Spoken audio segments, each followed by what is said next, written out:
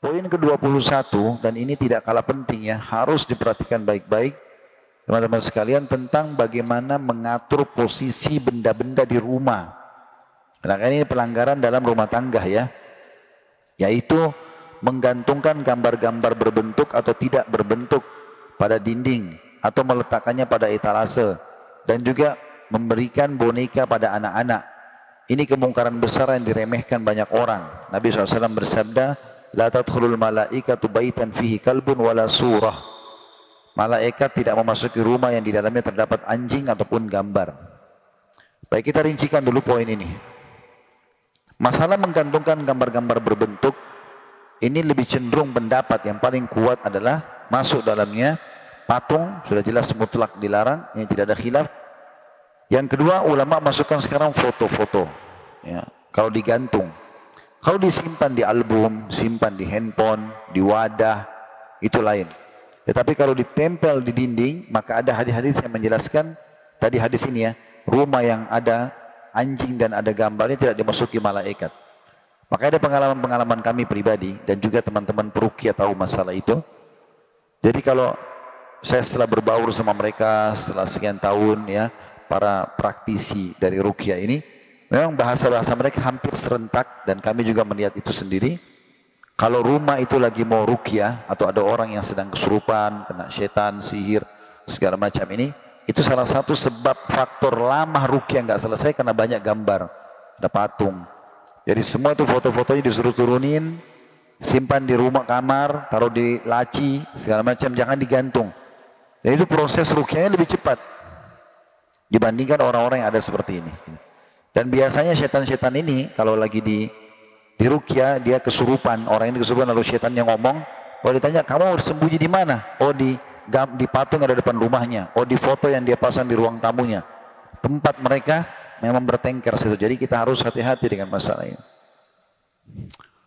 Kemudian juga, kalau yang kedua berhubungan dengan masalah boneka, ini masih ada rincian ulama. Sebenarnya kalau kita lihat merucutnya larangan ini kepada pajangan ya, memajangnya ya, boneka, patung, segala macam itu. Kalau patung sudah tidak boleh, maksud saya boneka. Tapi kalau kita berikan anak-anak boneka untuk mereka bermain masih dibolehkan, tapi jangan pajang. Karena ada riwayat-riwayat lain menjelaskan waktu Aisyah menikah dengan Nabi SAW, dalam hadis sahih dikatakan itu di tangannya Aisyah masih ada boneka mainannya. Karena masih kecil, 9 tahun waktu Nabi SAW ya, bergaul sama Aisyah gitu. Kemudian juga Aisyah pernah bermain dengan sebuah boneka kayu, kuda, jadi kesannya kuda tapi ada sayap gitu kan. Kemudian Nabi SAW mengatakan, apakah kau bermain dengan kuda seperti ini atau boneka seperti ini? Maka Aisyah mengatakan, ya Rasulullah, tidakkah anda tahu kalau Jibril punya sayap? Dan Nabi SAW tersenyum gitu kan. Artinya dalam bentuk mainan tidak ada masalah. Dalam bentuk mainan ya. Tetapi ulama tetap anjurkan, kalau bisa dihindari, lebih aman. Kita ganti dengan yang lain lah, buku atau apalah, pakaian, sepatu, makanan. Kok jangan boneka, hindari aja boneka. Karena khawatirnya memang, siapa tahu kita lupa lalu kita pajang di lemari atau dipajang di kepala, diranjang di bagian kepala anak misalnya, maka sudah cukup membuat tidak masuk malaikat, gitu kan? Dan ini bermasalah sendiri. Ya, ini lebih baik dihindari. Apalagi kalau kita tidak mengontrol tontonan anak-anak ya. Ya, misalnya mereka nonton misal Doraemon, kartun. Sekarang lagi musim misalnya Doraemon, lalu kemudian dijuallah spraynya, dijuallah sarung bantalnya, selimutnya, lalu bapak ibu belikan buat anak-anak. Plus belikan bonekanya. Anak ini juga mengidolakan Doraemon misalnya. Yang dia tonton di TV, Doraemon itu bisa mengeluarkan apa saja dari perutnya, gitu kan? Bisa ini, bisa itu, tinggal si anak itu minta sama dia misalnya. Mungkin bapak ibu berpikir, oh itu kan cerita. Tapi anak-anak bukan begitu. Mungkin satu waktu dia lagi tidur di kamarnya sendiri, dia ngomong sama boneka itu. Dan itu bahaya secara akidah. Toh kita juga nggak ada ruginya kan? Kalau kita tidak berikan itu. Lebih kita berikan spray yang lain, yang lebih ya polos ataupun yang lain ya, mungkin bunga, tumbuh-tumbuhan, mungkin gitu, daripada seperti ini.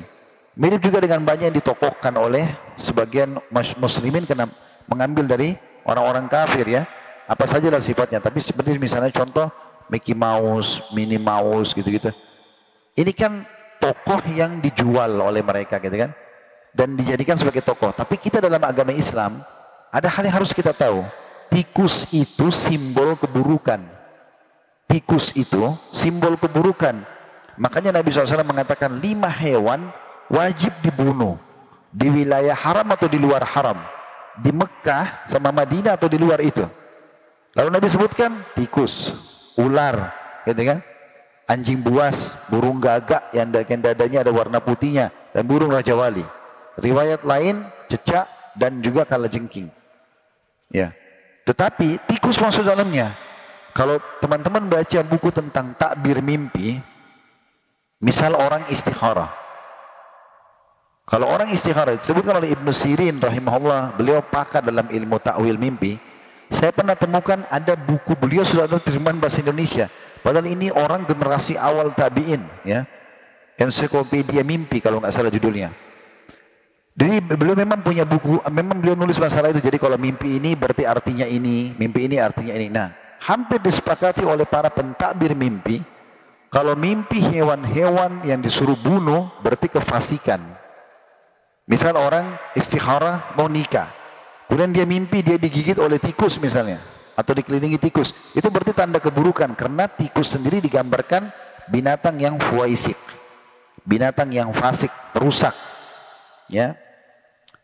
Begitu juga dengan orang yang mimpi hewan-hewan lain kayak cecak, kayak kalajengking, kayak ular gitu-gitu lah ya. Di Indonesia saya dengar berita ada yang menyebarkan isu katanya, kalau mimpi ular mau menikah. Ya.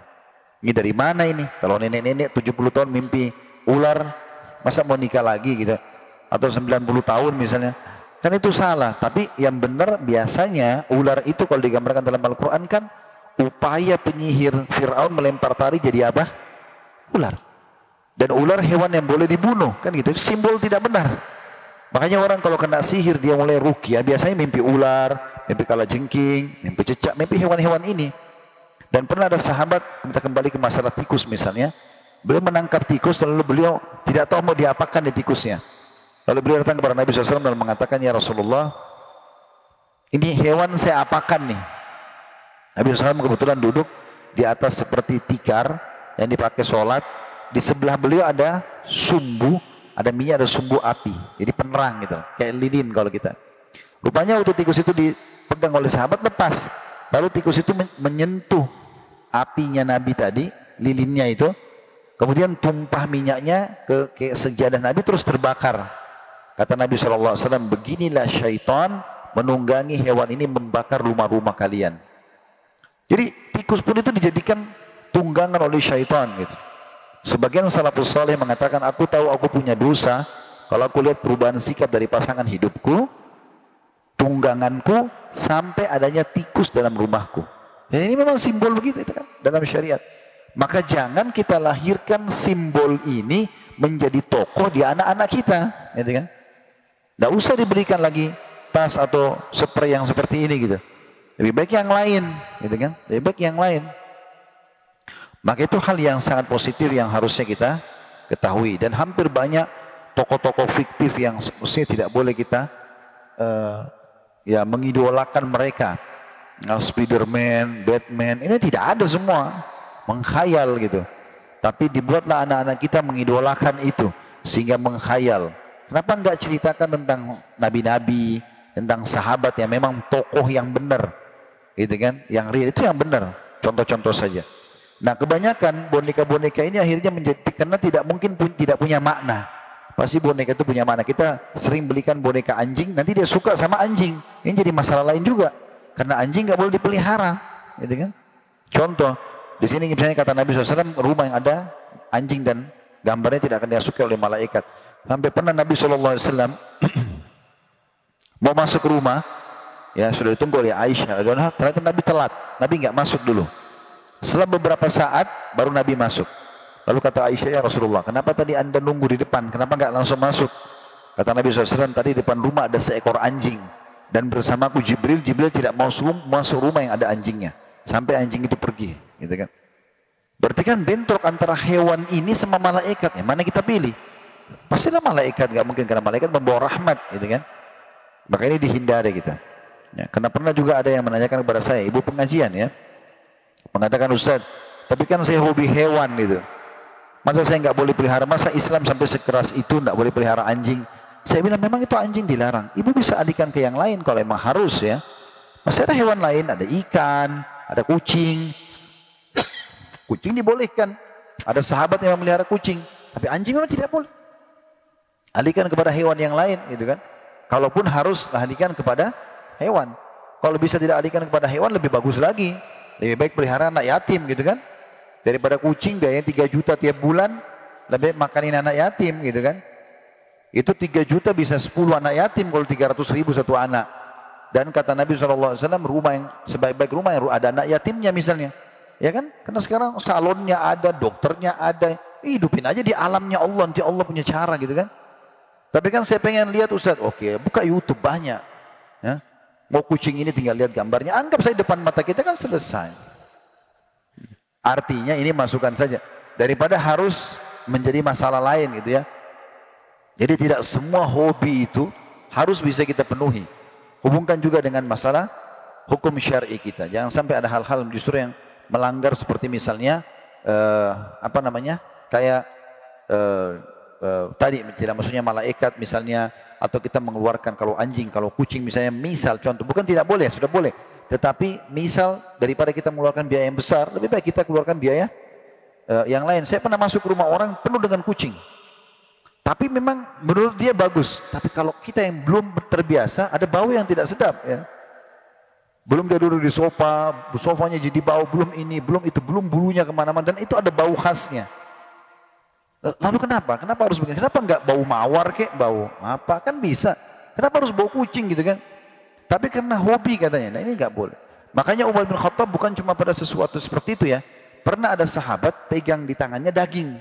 Maka Umar ingin berikan pendidikan kepada dia. Gitu. Artinya begini kaidah syar'inya. Lalu Umar tanya, kau dari mana? Dia bilang, saya dari pasar. Lagi apa? Beli daging. Kalau kata Umar, kenapa kau beli daging? Dia bilang, karena saya lagi kepengen. Kata Umar, kalimatnya begini, itu jadi kaidah syar'i. Kata dia, apakah semua yang kau inginkan kau harus beli? Daging halal, tapi jangan semuanya kau ikutin hawa nafsumu nih. Seperti itu. Cara pendidikannya yang didirikan oleh Umar radhiyallahu anhu yang tertanam dari baginda Nabi alaihi salatu wassalam. Allahu a'lam.